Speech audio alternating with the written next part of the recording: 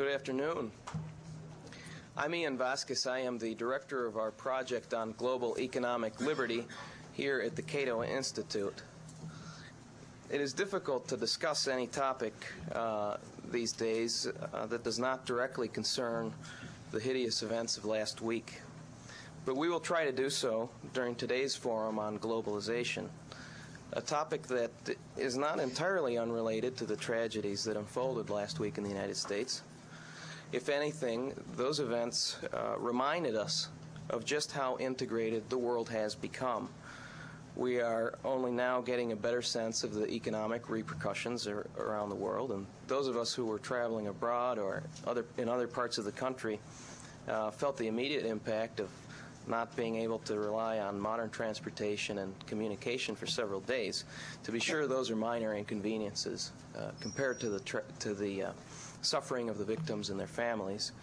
And indeed, if you look at the list of those victims, they represent people from all around the world. Another reminder of just how globalized our world has become. I do believe that globalization has in fact made us increasingly dependent on one another, enabling us to pursue more fulfilling, richer lives. And of course, when we talk about globalization, really what we are talking about is the return to the global economy, because it has only been in the last 20 to 25 years that the world has caught up to the level of integration that existed in that first era of globalization 100 years ago. And as we all know, that liberal economic order that began in the 19th century and that we are just resuming now was interrupted by the cataclysms of the 20th century. The two world wars, the Great Depression, the totalitarianisms of the left and the right. So it is important, in my view, not to lose sight of, and indeed to highlight the many blessings of globalization, as we at the Cato Institute have done for so many years. But not everybody agrees that globalization has been so beneficial. Some people reject it outright. Others question whether it has benefited everyone. Those criticisms are important because they inform public opinion and the decisions of policymakers around the world.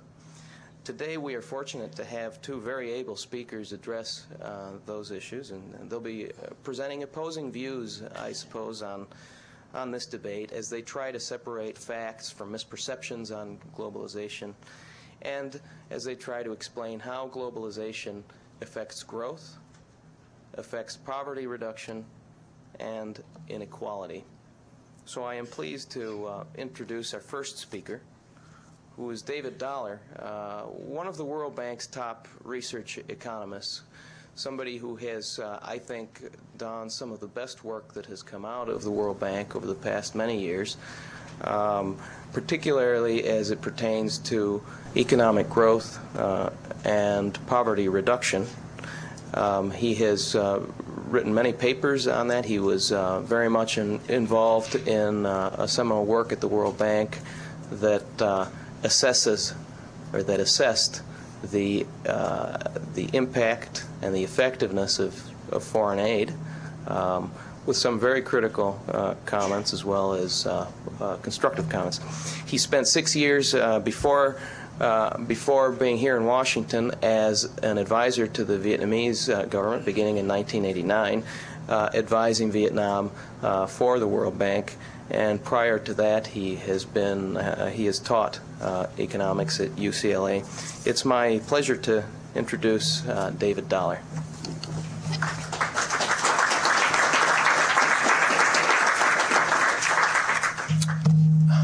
Thank you very much. I want to begin by echoing what Ian said, that it's very hard right now to think about anything except the terrorist attacks last week. And my research, frankly, is not about terrorism, and it's not directly related to these events. Ian wanted to proceed with this forum, and I think that's a good idea. I'm just going to try to tell you a little bit about my research on the topic of globalization, growth, and poverty reduction. The title of our forum, I believe, is the question, is globalization good for the poor? And I think there are a number of ways to interpret that question. The word globalization itself is fairly vague. I'm going to focus on globalization in the sense of growing economic integration among countries. Economic integration resulting from greater trade and capital flows and information. And I'm also going to focus on the extreme poor. There are different ways we can talk about poverty. I'm going to focus on the extreme poor in the world. There are about 1/5 of the world's population lives on less than $1 a day, consumes less than $1 a day, and I'm going to focus on the extreme poor and try to give you some evidence to help answer the question, is globalization good for the poor? I'm primarily drawing on research I've done with my colleague Art Cray, and our papers are available over the World Bank's research website. Now, there are quite different views on this question. Let me start with a couple of quotes. In a recent editorial in the British newspaper The Guardian, Walter Schwartz, who's one of their columnists, expressed the view that nonstop expansion in world trade and services makes rich people richer and poor people poorer. So this is a claim we hear from some quarters, a fairly strong statement that expanded trade is actually making poor people poorer. If we care about the poor, then this is a very important statement to assess. A rather different view was expressed by President Fox of Mexico, who was here in Washington recently, did a long interview with the Washington Post. And let me just quote briefly from his interview from President Fox of Mexico. "We are convinced that globalization is good, and it's good when you do your homework. Keep your fundamentals in line on the economy, build up high levels of education, respect rule of law. When you do your part, we are convinced that you get the benefit." So these are quite two disparate views of the relationship between economic integration and developing countries and the poor. And my research is really aimed at trying to pull together evidence to help us assess these different claims. I want to make 4 points, and I'll probably spend the most amount of time on the first one. The first point is really a very simple factual point I want to really try to drill in, a factual point about what's happened to poverty in the world in the past 20 years. There are a number of ways to look at this, and I want to start by telling you we have data on about 150 countries, which covers most of the world's population. So if you break that into groups, so if you take the poorest 1/5 of countries in 1980, the poorest 30 countries in the world in 1980, and look at what's happened in the past 20 years, you'll find that the average growth rate for the poorest countries was around 0. And when you see that, and you know the world economy is growing, you can see why some commentators are expressing the view that this era of globalization is making the poor poorer. Now, that first fact is an important fact, but it turns out it tells us very little about what's happening to the poor. And the reason is that among those 30 poorest countries, you have some that are very small, like Togo and Central African Republic with about 5 million people. And also among the 30 poorest countries, you have China and India. Right? Among the 30 poorest countries in 1980, you had China, India, Vietnam, some very large countries. Now, if you weight by population, the average growth rate for the poor countries was 4% per capita over the past 20 years. So the locations where poor people live have been growing at 4% per capita, and the rich countries have been growing at 2% per capita. Now, this is actually quite an important fact because this is a very unusual pattern if we look back over history. If we take the previous 20-year period from 1960 to 1980, you'll find the opposite. Poor countries were growing slowly, and rich countries were growing rapidly. And if you can go back all the way to 1820, you'll find that a long-term pattern has been for rich countries to grow faster than poor countries, and it's only in the past 20 years that that's been changed. Now, let me be very clear that depends very much on rapid growth in China, India, Bangladesh, Vietnam, a number of countries that were very poor 20 years ago and which are very large. Right? In 1980, about 75% of the extreme poor lived in the 4 countries I just mentioned. Okay? Now, even that does not really tell us anything about the welfare of poor people, because if you go back to India in 1980, not everyone in India was poor. So we also want to look at the distribution of income within countries, and we have better and better information for doing this. So we can look at the distribution of income within countries and look at the consumption and the welfare of different groups. So we can calculate what share of the world's population is poor. We can calculate how many poor people there are. And if we go back 100 years, those estimates are fairly imprecise, but we're getting better and better estimates over time. Now, the number of poor people in the world, people living on less than $1 a day, has increased pretty steadily throughout history up to 1980. The share of the world's population living in poverty has gone down, but the number of poor people continued to increase up to about 1980. Between 1960 and 1980, there was a large increase in the number of poor people in the world. And then in the past 20 years, the number of poor people has declined by about 200 million. So my first point, which I've dwelled on, is I want you to take away from this that in the past 20 years, there's been a very significant decline in the number of extreme poor in the world, and that is a important historical development. Okay? So that's really my first broad point. And I didn't relate it to globalization. I just want you to get the fact in your mind that large poor countries have grown rapidly, and then, important to add, lots of small poor countries have grown badly. There are a lot of small poor countries in Africa that have grown badly. Now, my second point is I want to try to relate this to globalization. We have some poor countries like India growing rapidly, Vietnam. I spent 6 years working in Vietnam. That's a good example. We have quite a few poor countries in Africa growing poorly. Let me emphasize, though, Uganda has done well over the past 15 years. So I want to point out we have some other examples of success. I don't want this to be an Africa versus Asia story. Uganda is an important example of rapid growth and poverty reduction in Africa during the past 15 years. But looking at the developing world, one of the striking things is this difference in experience. Some poor locations growing fastest growth in the world, other poor locations doing very badly, and I want to try to understand that. Now, to make a long story short, in general, the locations in the developing world that have increased their participation in foreign trade and investment are the locations that are growing rapidly. So China has opened up to the world economy. India has opened up. Uganda is another example. And in general, the countries that are opening up to foreign trade and investment have seen faster growth. There are a number of ways to show this. One of the things that Art Cray and I do is we just divide the developing world into a group of globalizing countries and a group we call non-globalizers. And we do that by we take the top 1/3 of developing countries in terms of increased trade to GDP over the past 20 years. So China has doubled its trade to GDP. India, it's gone up by about 50%.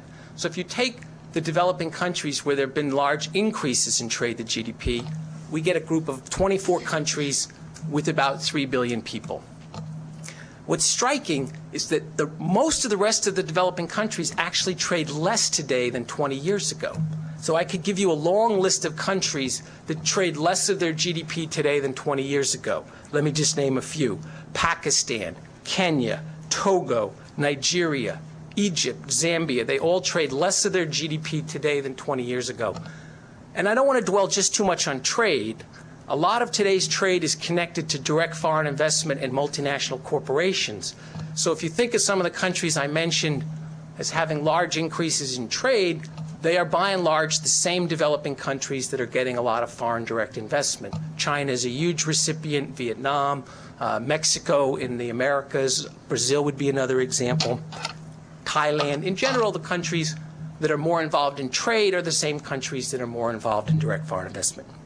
So in our research, we separate somewhat arbitrarily. The dividing line is arbitrary, but we take the developing countries that are becoming more globalized and the ones that are becoming less globalized. And there you see a really striking divergence in their experiences. The globalizing group has had accelerated growth rates over the past 40 years, from the 60s to the 70s to the 80s to the 90s, so that in the 1990s, the globalizing developing countries have been growing at 5% on average. And China is an important part of that, but it's not the only part of that.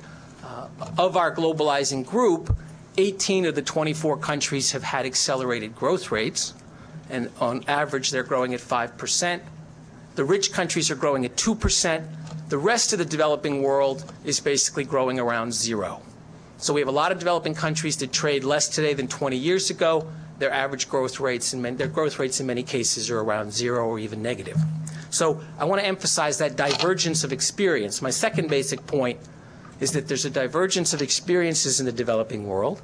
And in general, the countries that are trading more and getting direct foreign investment, these are the locations, the poor locations, where we see rapid growth, and much of the rest of the developing world is growing very poorly. So that's my second point. Now, my third point, I'm going to have to make very briefly, but I do like to emphasize that I like to start with the growth rate of a country, but that doesn't tell us directly about the welfare of the poor, because there are important things happening within countries in terms of distribution of income. So one of the things that Art Cray and I have put a lot of effort into is putting together data on income distribution within countries for 137 countries, in many cases going pretty far back in time. And so we're interested in what happens to distribution within countries as integration proceeds. And let me emphasize that in poor countries like Vietnam, what we actually measure is what people really consume.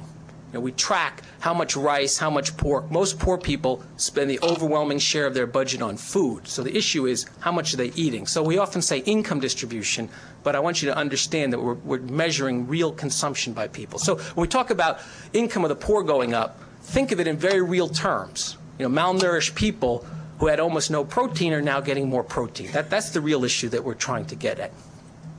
Now, what happens to the income distribution within countries is very complex, but some voices these days are saying that globalization is leading to growing inequality within countries.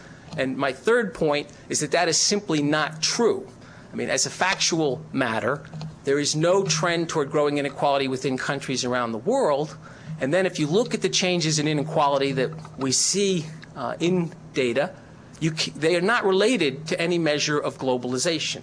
So to make that more concrete, the countries that are trading more, in some cases you see an increase in inequality, as in China, but in other cases you see a decrease in household inequality, as in Malaysia. And in many cases what you see are quite small changes in the distribution of income. In Vietnam, we helped the government do a very good representative survey in 1992 and then come back to the same 5,000 households 6 years later so we could look at enormous detail what was happening. And in Vietnam, there was very little change in the overall distribution of income. The country's been growing like gangbusters, so income of the poor has been growing like gangbusters. So what you find, for like the bottom 10% in Vietnam, for example, you find about a 50% increase in real income over the 1990s. So my third basic point is that because this integration does not seem to be having any effect toward inequality, the poor benefit very powerfully from the more rapid growth that we see. So some of the countries I've mentioned are countries where we've seen very dramatic poverty reduction in the 1990s. Uganda is a nice example. I like to have a good example from Africa. Uganda, very dramatic poverty reduction in the 1990s. Vietnam, China, India. So I began with the big picture. The number of poor has declined by about 200 million in the past 20 years, and roughly speaking, about 100 million of that decline was in the 80s, and about 100 million was in the 90s. And we have better data from the 90s. So in the 90s, in the globalizing developing countries, you actually had a decline of poverty of 120 million, but in the rest of the developing world, the number of poor increased by 20 million. So I'm trying to give you a sense of net progress in the world, but very much differentiated among poor countries. And then this very important correlation that the countries doing well are the ones that we see big increases in trade and foreign investment. So it's hard to make conclusions about causality from correlations, but there's just no evidence that increased trade is making poor people poorer. What we find is a very high correlation between increased trade and poor people becoming better off. Okay? And let me just try to make it a little bit more concrete with the Vietnam example. The very poorest people in Vietnam, many of them, are growing rice on very small plots of land in difficult conditions. As a result of its integration, Vietnam has become a major exporter of rice, which raises the price for farmers. And these farmers, their main input is fertilizer. Vietnam now inputs fertilizer. So you can look in the household survey and see that the price for their rice that they sell has gone up.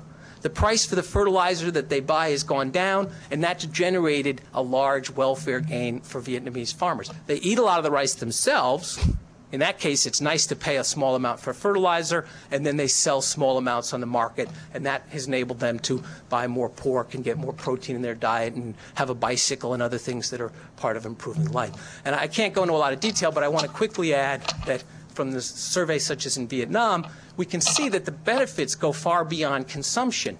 So child labor's gone down, infant mortality's gone down, school enrollments have gone up. So we're talking about broad improvements in people's lives, which is why if you talk to people in Vietnam, they're very enthusiastic about international integration because they've seen that it's visibly improved their lives.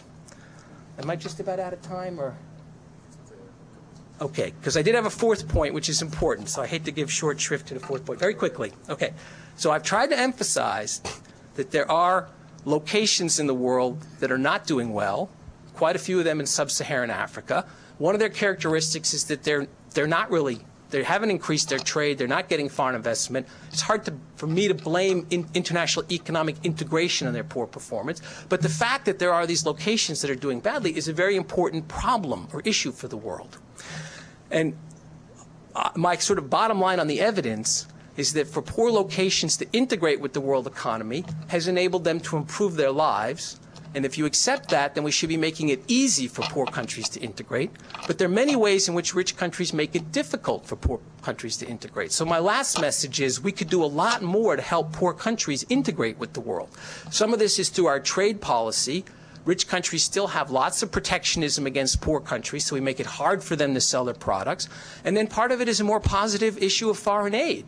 You know, integration is not just about policy, it's about roads and ports and connecting to the world market. And there's a lot that foreign aid can do to help these locations. And in the 1990s, foreign aid has been coming down. I think it's a scandal that the United States only gives less than 1/10 of 1% of its GNP in foreign assistance. I'm an American citizen, so I think I can make this friendly criticism of my country that I think it's a scandal that the United States gives less than 1/10 of 1% of GNP in aid when there's such a need to help poor countries connect with the international market. So the bottom line is, I think the evidence is pretty clear that integration, I don't really like to use the word globalization. I think I'm pro-integration. I think, or let me try to turn that around, be a little bit more careful in my words. I think the evidence is pretty clear that integration helps poor locations improve living standards, and that is broadly accepted in the developing world. So I started with a quote from President Fox. I could easily find lots of quotes from the Indian government or the Vietnamese government or the Ugandan government about the desire of poor countries to integrate.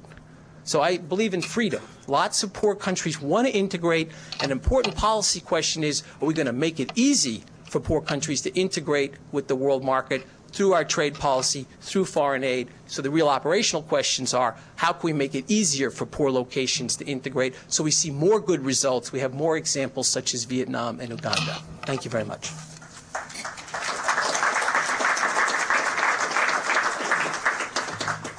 Thanks very much, David. Our next speaker will give a little bit more of a critical view of the last 20 years of globalization. Mark Weisbrot is currently the co-director of the Center for Economic and Policy Research here in Washington, D.C. His opinion pieces have appeared in the major newspapers in the country. He writes a weekly column on economic and policy issues. He received his Ph.D. in economics from the University of Michigan and has been a consultant with the government of Haiti in 1995 and 1996. Please help me welcome Mark Weisbrot.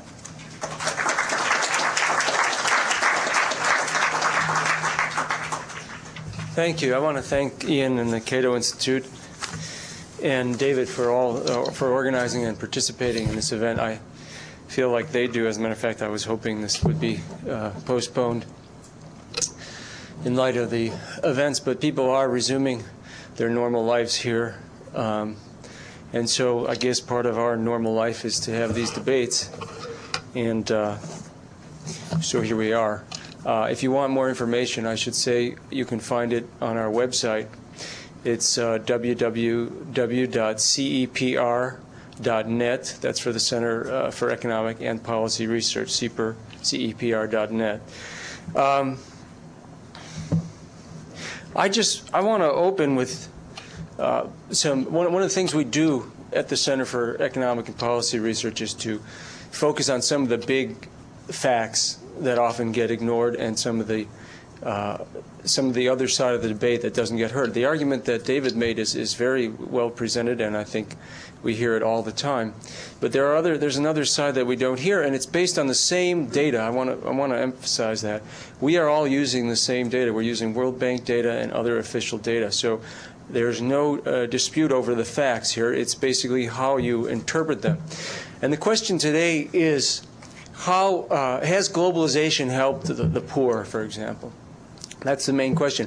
And I want to at least make one point about the United States, because here we have solid data, and there's no dispute about the facts. Income distribution data in other countries is not always that good, but here in the U.S. we do have good data. And we know that the median wage today, for example, is about the same as it was 27 years ago. So what does that mean? That means that half of the population, half of the labor force of the United States has not shared in the gains from economic growth over a 27-year period. Now, that's a profound change in the income distribution in the United States. If you look at the 27 years before that, the first half of the post-World War II period, income of the typical wage earner grew by about 80%. The difference between 80% and zero is enormous. And there are few, if any, economists, serious economists in this country today who would say that globalization, that is the increased opening to trade and both inflow and outflow of investment, has had nothing to do with that. In fact, the dispute is really just about how much of an effect it had. So this is a profound change in the United States. And of course, for the bottom quintile, which I would say includes, the poor, the change has been even worse. Their wages have actually fallen over this period considerably. So, and this is exactly what you would predict, actually, from standard economic theory, due to the increasing opening up to competition of low-wage labor competing with the labor force in the United States, and also the ability of employers to move their plant and equipment more easily, to defeat union organizing drives with those threats and everything else. So the results in the United States are very clear and unambiguous for the bottom half of the labor force. And this is clear to anybody, by the way, those of you who are old enough to remember the 60s and 70s. It was quite common for people for a one-income family making just about the average income to raise their kids, buy a house, and send their kids to college, and that does not happen today. And this is a result of the changes in income distribution. And again, we can argue about how much of that is due to what we call globalization, but it's clearly a significant part of it, and it's almost certainly a greater part of it than that impact certainly outweighs the gains from opening up to trade that people have gotten through cheaper consumer goods, almost by definition. So that's one part of the story. But the people who are promoting increased opening to trade and investment, and I would say a whole set of other policies which are led by the IMF and the World Bank, have not tried to make the argument so much recently in the United States, because there's not much of an argument can be made. So they've argued that this is good, this is a helping hand to the rest of the world. And this is what I would like to confront with a few facts and arguments today. Now, one thing I wanted to say at the outset, the reason I mentioned the IMF and the bank is not to disparage Dr. Dollar's institution in any way, but to make people understand that this process of globalization is not simply a random opening to trade and investment, or an opening to trade and investment that is demanded by particular governments and helped along, but it is very much led by these institutions. The IMF has what we call a creditor's cartel, very much like the cartel that OPEC has over oil, in which it can say to a government, a borrowing government, if you do not meet our conditions, you will not get credit for most loans, not all, but most loans from the World Bank, from the Inter-American Development Bank, from other multilateral agencies, and very often private credit, governments and private credit as well. So these are the really together with the fund, the bank these are the most powerful institutions in the world. and they're able to impose a whole set of policies, and that power has increased enormously in the last 2 decades. Now, first, the most important thing I want to look at is in the paper that you all have here, and that is what has happened in the last 20 years to the most basic measure of economic welfare, which is just the growth of income per person. That all economists would agree that that's the most basic measure you can have. What has happened throughout the world? And if you look at the last 20 years for the whole world, it has been a very bad 2 decades as compared with the previous 20 years. And this is a fair comparison because both of these 2 periods had major oil shocks and world recessions. And so if you look at, for example, Latin America grew by 75% per capita, per person, from 1960 to 1980. If you look at it since then, the last 20 years, it's grown by about 7%. Again, a drastic slowdown.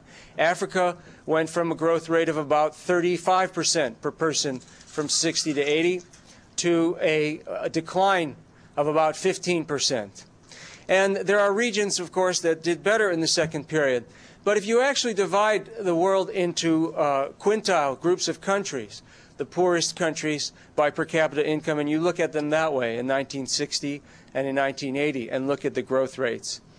And that's what we did in our latest paper. You find a very striking pattern, a drastic slowdown, again, through the vast majority of countries in the world in economic growth per capita. So the poorest quintile of countries, for example, grew at a rate of 1.9% per capita annually, which is at least solid, it's significant growth from 1960 to 1980. And since then, it's fallen. Their growth has fallen by a rate of about 0.5% per year. Now, again, these comparisons are based on looking not necessarily at not taking the same countries and looking at them in 2 periods, but looking at the countries that started off in this category and then started off in that category, the same category, in the second period. This gives us a better comparison. And we did this, and again, this goes all the way through all quintiles. The middle quintile, for example, so it isn't just the poor. Okay, and I want to emphasize that because when we talk to the press and everything, there's this notion that, well, globalization has been great, but some groups of people have been left behind. And what I want to emphasize is just like it's true in this country, the majority of people have been left behind in this process. It's also true, even more true, in the rest of the world. If you go up to the middle quintile of countries, and this is still countries earning between $1,800 and $3,300 a year, so it's mostly poor people in these countries. For comparison, our per capita income is over $30,000. So even in these countries, you have a very sharp slowdown in growth from 3.6% in the prior period to about 1%, just under 1% a year. This makes the difference between these countries increasing their income by 21% over a 20-year period versus doubling it. So something has gone drastically wrong over the last 20 years, and nobody really seems that interested in trying to explain it. Rather, you see the bank and others who have been promoting these policies have tried to say, well, they've come back, rather than try to say, well, what has gone wrong here? What are there policy and structural changes in the last 20 years that have led to this terrible performance? And by the way, I want to add also in this paper, we also looked at the major social indicators. So progress in life expectancy, progress in reducing infant mortality and child mortality, progress in literacy and in education. All of those also slowed considerably for the vast majority of countries in the world. Now, and this is partly because of the decline in the rate of growth of income and partly, possibly, due to other factors as well, including some evidence that distribution has worsened in many countries. But I want to come back to this idea that the response of the bank and the response of David, of course, has been to say that the globalizing countries have done better. And China and India are the 2 examples. And it's not trivial. I mean, that's 35% of the world's population. And they have, in fact, done better in the second period. But it's very hard to present these as examples of globalizing countries. First of all, they are among the most restricted markets in the world in terms of trade. China has a non-convertible currency, and India also has extensive controls over currency conversion and capital controls. China is, I mean, neither of these countries has really followed the advice that the IMF and the bank have imposed on the rest of the world. There certainly has been some opening. Vietnam is another example. They have managed to take advantage of international markets over the last 20 years, and I agree with him that it has increased the income of rice farmers, for example, and benefited the country. But look at Vietnam. 60% of their investment is done by the government. And with the World Bank, is the World Bank willing to allow other countries to move in that direction if that's what's best for their economies? So you see, the economies that were able to take advantage of some opening and access to foreign markets seem to be the ones that had the strongest governments, the governments that resisted all the other policies or didn't have in place the other policies that the fund and the bank have imposed on countries throughout the world. And it's not just them, but it's also the bond markets. You know, you can see this in various crises, like in Argentina today, for example. There's a whole set of policies that are really imposed by what people like to call the global economy, but are very often much more narrow interests. And these policies, it's very easy to see how they might lead to lower growth. Let me give you a couple of examples, because obviously, just to say that something has gone wrong over the last 20 years, I wanted to emphasize that the most, and I will keep coming back to it because I think this is something we have to return to until there's an explanation for it.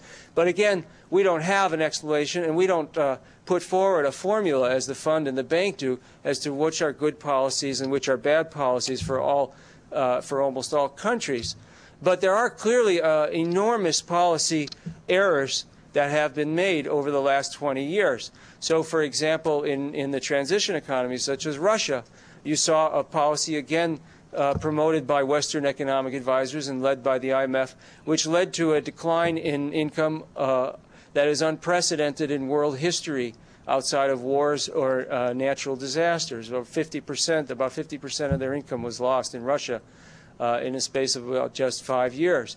You have other examples in the last few years. In East Asia, you had a crisis that was brought about by the increasing inflow, a huge inflow of capital, hot money, that was allowed in because these countries did as the U.S. Treasury Department and others here in Washington urged them. They removed their restrictions on this kind of money. That money flowed in, and it flowed out very rapidly in 96 and 97 and led to a massive financial crisis, which was then worsened by extremely high interest rates and other policies, again, promoted by the same Washington institutions that had promoted this form of globalization to begin with. Again, I want to emphasize these are policy changes that have taken place, so you can see examples very clearly of where growth would be slower. What about Latin America? Well, you can see what is happening in Argentina today. They've been in recession for over 3 years now. They have an overvalued currency. And here we have our institutions, again, promoting the maintenance of that overvalued currency, propping up that currency with enormous loans, which are going to have to be paid back eventually, $40 billion since agreed to in December. Argentina now has a debt that is so high that its debt service is greater than its export earnings. Again, these kind of situations, which will lead to slower growth in the ensuing years, are the result of a whole set of policy changes that have been promoted and very often imposed by these institutions. I also want to point out that there are policies promoted by the bank and the fund and associated with their global regulatory or deregulatory function, as it may be called more accurately, that directly hurt the poor. One of those that we are most concerned with is the imposition of user fees for primary health care and education, a policy that the World Bank has been promoting for about 15 years. Now, as a result of the efforts of 120 organizations in the United States, non-governmental organizations, the Congress passed a law last October that said that the U.S. representative at these institutions, at the IMF and the bank and the Inter-American Development Bank, must oppose any loan that imposes user fees, that is, fees for people, for poor people, on primary health care or primary education. And this, we hope, will put an end to it, but it's not clear that it has. We know that in December, the U.S. Treasury Department violated this law because they actually supported these user fees in a program for Tanzania in December. And I mention this because this is part of the problem, is that this particular form of globalization that we think is wrong is being led by institutions that are completely unaccountable. They are not open. They do not have recorded votes. They do not have any of the safeguards of democracy that we expect from our public institutions in the United States. And as a result, they are able to continue policies that are harmful to the borrowing countries and especially to the poor people within them. And that is one of the major reforms, I think, that people are demanding today. Now, one last point. Let's give David a break so I'm not just bashing the bank. I want to mention the WTO because that's another set of policies that's already draining what is going to be tens of billions of dollars from south to north, from the poor countries to the rich, by insisting on enforcing U.S. patent law outside of the United States. That's one of the major initiatives and one of the ones that's supposed to go ahead in the next round, if it happens, it's scheduled for Qatar in November. This is a policy of trying to enforce U.S. patent law, and it's finally reached the front pages here after several years because of the AIDS crisis and because of the role in these patents in blocking access of millions of people in developing countries to essential medicines and life-saving drugs. So I'll stop there because my time is up, and hopefully we can have some back and forth here. Thank you.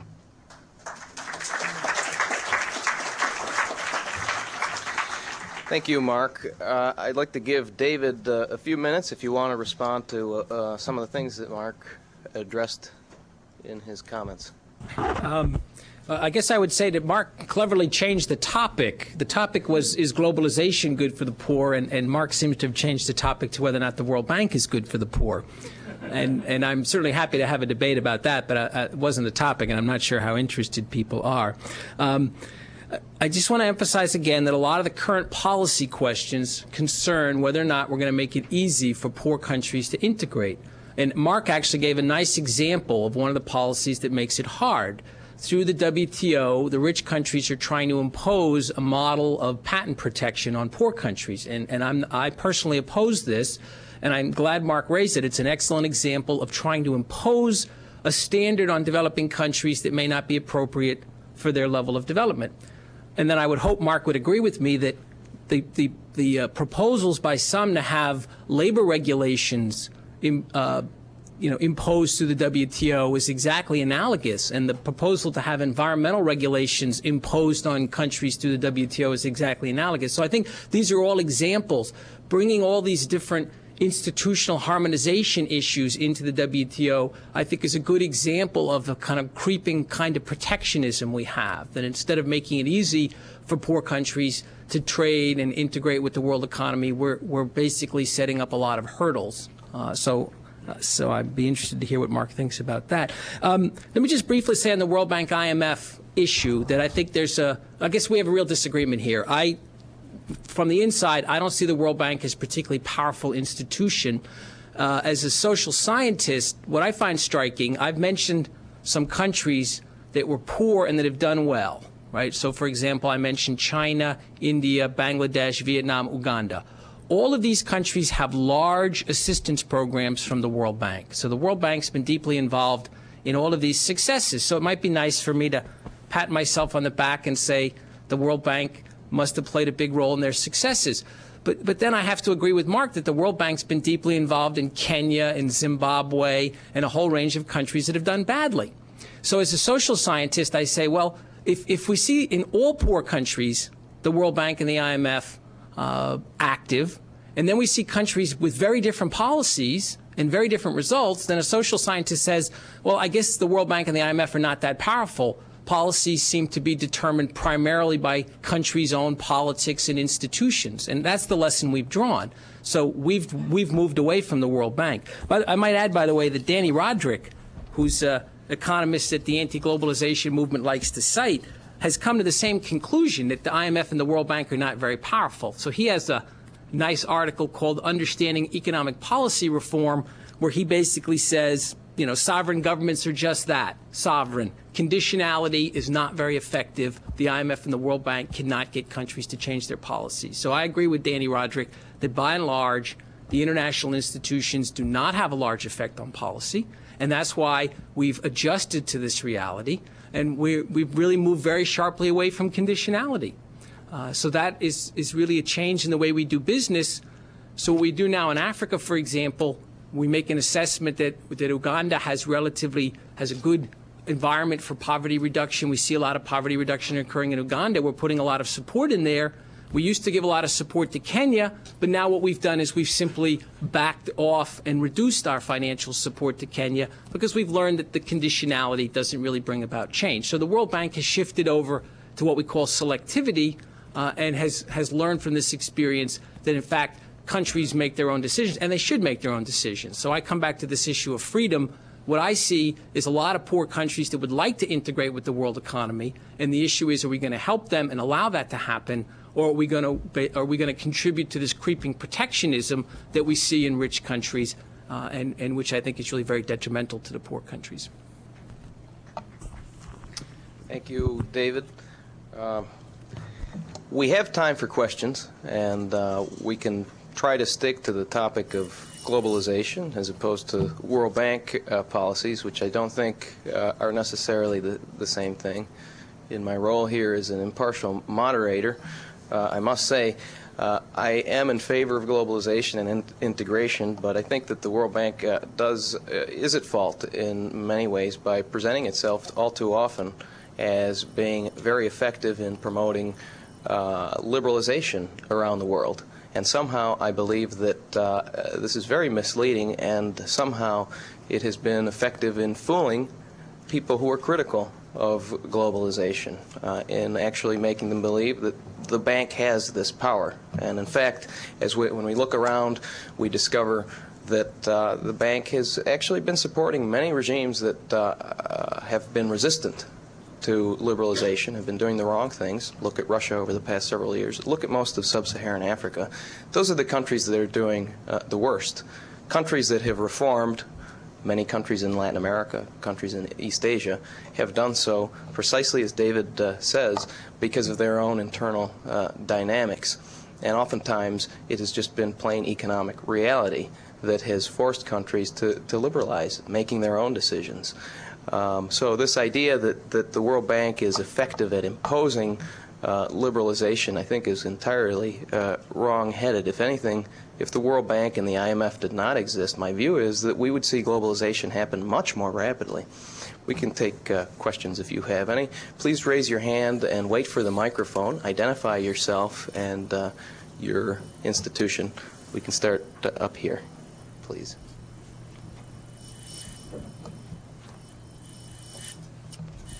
Thank you. My name is Sean Sunderland. I'm with the Canadian Embassy. I'd like to ask a question for Dr. Dollar. I've lived and worked in Zambia for many years, and Zambia was a country that in the 1990s actually did a lot of the things that you suggested, liberalized its economy, especially its investment regime and its currency regime. And yet social indicators and economic well-being have gone down considerably in Zambia over the last 10 years. So how do you situate countries like Zambia, a small, poor African country, into the thesis that you've just provided us with?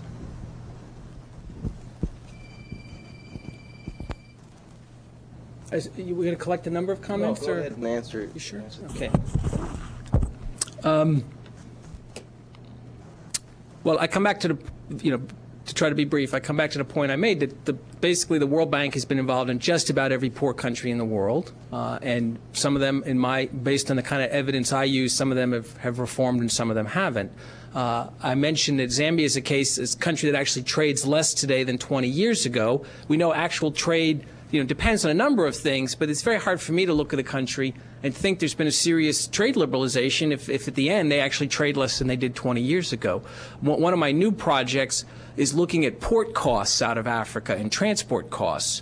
So I can show you that problems with transport costs have gone up over time. So if you think of integration in the real sense of can you get stuff out to markets, can you get stuff in, I would argue that for many African countries, integration has gone down, even if you can point to a tariff schedule and say, well, the import tariff rates have gone down, but if ports have become more inefficient and corrupt, if there are more delays in the transport network, then then you don't really have integration. So I accept integration is a hard thing to measure, and we're trying to move into creative areas of looking at transport costs and other aspects of integration.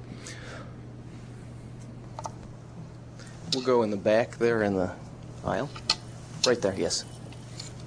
Congratulations to the Cato Institute on a very forum. I have two small questions, one to each, both very much on the topic. Could you identify yourself, please? I'm Mac Dessler, University of Maryland and Institute for International Economics.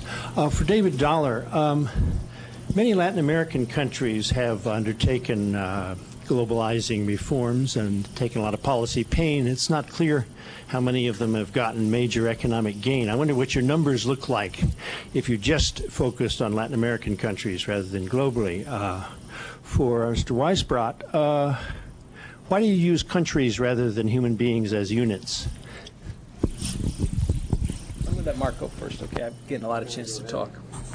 Well, the data is collected for countries, not for just individuals. I think that's one reason.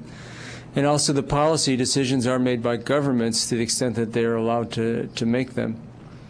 As for Latin America, I did mention that Latin America has, in fact, experienced a lot of pain but no gain. As you mentioned, the numbers are, for the last 20 years, per capita income has grown by 7% as compared to 75% over the previous 20 years. And again, if you look at the case of Argentina today, you look at what's happened in Brazil over the last couple of years, you can see this slow growth, this sharply reduced growth is very much a result of policy changes that are either associated with globalization or they are imposed by and supported and would not happen in the absence of these globalizing institutions. That's why I mention them. I mean, it's kind of silly to say that Argentina is deciding its own policy when they're getting $40 billion from the IMF. It's like a seventh of their whole GDP. It'd be like us borrowing $1.4 trillion to prop up an overvalued dollar in the United States. We not only wouldn't do that, we wouldn't be able to do it.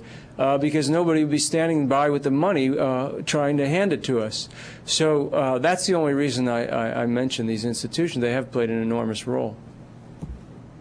On Latin America, so I think how you kind of perceive the history of Latin America over the past 40 years is really determines whether you view the reforms are successful or not.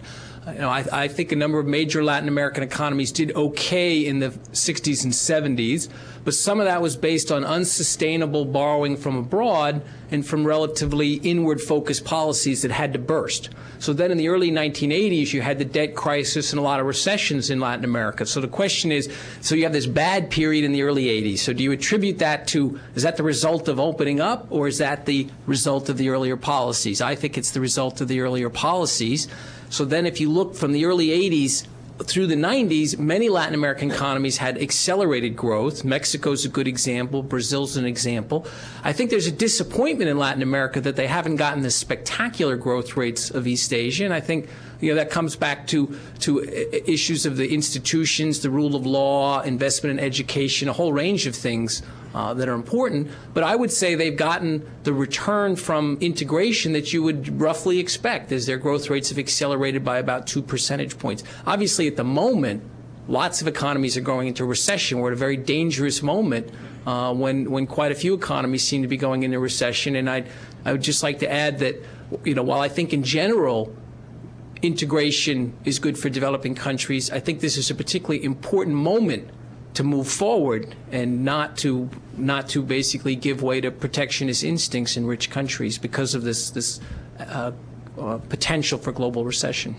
And I think also wouldn't you agree that when you look at particular countries like Mexico and like Argentina that have done so much in the early 90s to liberalize their economies, they've also done so many things wrong that have nothing to do with a market economy. The Mexican peso crisis is a perfect example of monetary and fiscal policies that are thoroughly inconsistent with what a market economy requires, thus this gigantic depression that Mexico has lived through in the 1990s. If you look at Argentina, it's not a perfect picture of liberalization. In the early 90s, they began to liberalize.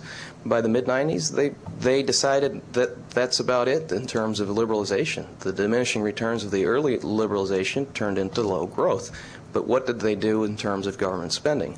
They increased government spending dramatically. It has nothing to do with market policies, and now they're in trouble for it. In the 90s, the Argentinian economy grew by about 50% or so, but the government spending grew by more than that, by about 90%, so that you have a situation where the Argentinian government cannot pay for the incredible growth of the state. This is directly responsible for the current crisis in Argentina today, and it is well known by many economists in Argentina, but it's easy to caricature what has happened there. We'll take a question in the front and then later in the back.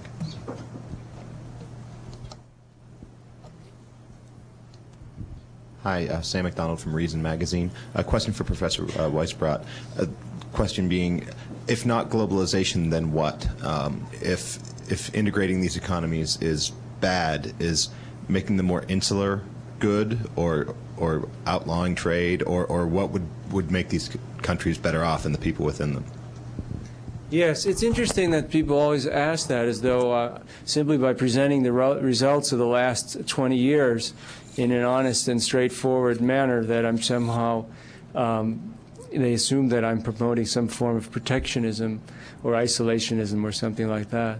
I think countries can gain from trade and they can gain from investment, but they have to do it on terms that actually benefits them and benefits the individuals, as one person pointed out, the individuals within those countries and the majority of individuals within those countries. And that has to be done. I mean, you don't even really need the economic analysis to know that it's wrong for some force outside of a country to be making, such as the IMF and the bank, to be making their major macroeconomic and other economic decisions for them. And I know they're saying, you know, people are trying to say that they don't do this. But in fact, if that's true, then let's just get rid of all the conditions that they put on these loans, and let's just say that if a country doesn't accept the IMF's conditions, it can still get money from the World Bank, or it can still get money from the other multilaterals or governments. So I'm talking about something very basic, which doesn't have all that much appeal in Washington, but in the rest of the world it tends to be a very important concept, which is called self-determination. It means that governments actually get to decide their economic policies because they have responding to their own the needs of their own populations.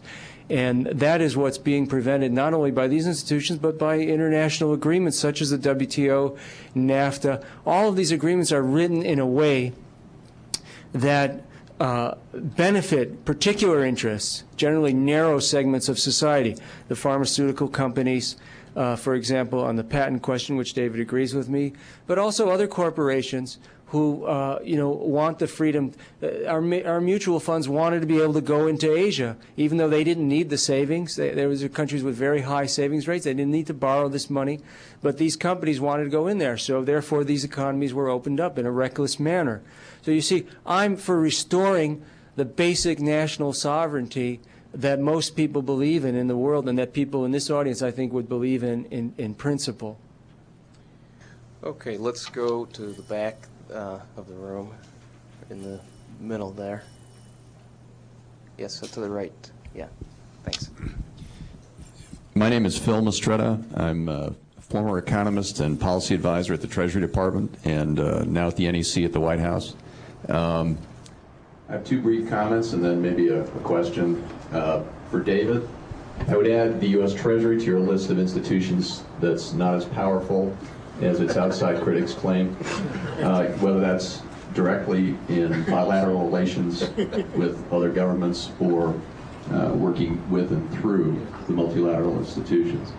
To Mark, I'd like to say I think your understanding of the Asian financial crisis is quite misguided, or at least leaves out a very large part of the story. This was one of my responsibilities at Treasury, and I'll be glad to talk about it with you later. My question really to both of you is really to ask you to comment further on some things that have come up, issues of ownership and sovereignty, particularly with a view towards the massive corruption and inefficiency in many of the public and private institutions in poor and developing countries. Well, yeah, I mean, corruption is a problem everywhere. You know, we have corruption in the United States, too. It takes a different form in the form of campaign finance contributions. But private interests are able to affect policy through a form of legalized bribery here as well. But it is different, obviously, and it's different in different countries. I just want to point out that it's not necessarily fatal to development. For example, South Korea had an extremely corrupt government. Two of its presidents went to jail for stealing literally billions of dollars. And during the period in which they did this, the economy grew at one of the fastest rates in the history of the world. So it's not an explanation for everything. When we see corrupt governments in Africa, for example, and people tend to say, oh, that's the entire problem. Very often that's just one part of the problem, and it reflects other problems of abandoning the entire project of economic development by these governments. So, you know, it depends a lot on the type of corruption. If it's corruption that involves hundreds of billions of dollars leaving the country, as in Russia, for example, in the 90s, then that's the kind of corruption that really will hurt the domestic economy very immediately. If it's just a redistribution of income, well, it's still a bad thing, and it's a problem for the citizens of that country, but it doesn't necessarily prevent economic growth. Yeah, I think that's a very important question. When I talk about trying to assess the costs and benefits of integration, and let me emphasize, there are real costs. I mean, there are always going to be individual losers. So I hope that everyone understands that. But when I try to assess the costs and benefits of integration, I try to focus on poverty, which is my main area of research. But if you ask me personally, I actually think this whole process of integration is good for improving transparency, reducing corruption, and fostering democracy. I think that's hard to prove as a social scientist, but my own personal experience is that this integration actually has spillover benefits that tends to make sovereignty and democracy work better. Just mention one brief example. There was a great example in India, I guess it was about a year ago, when somebody filmed a minister accepting a bribe, and then it was out on the internet and all over India so quickly, and I think I just speaking as a private individual, I find it exciting that we see the use of the media to try to improve transparency. So I think democracy works imperfectly everywhere. It's particularly hard to make it work in poor countries, but I think it's exciting that we have a lot of democracies in the developing world, and I really sincerely believe that that countries decide their own fate, and we should recognize that. I would like to point out that it was a bunch of democratically elected countries in the Americas who went to Quebec to try to negotiate a free trade agreement of the Americas, and basically the anti-globalization movement tried to stop a meeting of democratically elected governments trying to negotiate integration. That's why, personally, I'm worried that we have a real protectionist movement developing in the rich countries that's trying to prevent developing countries, and in the Americas, we're talking about democratically elected governments that are trying to negotiate integration because they think it's going to be better for their people. Right here.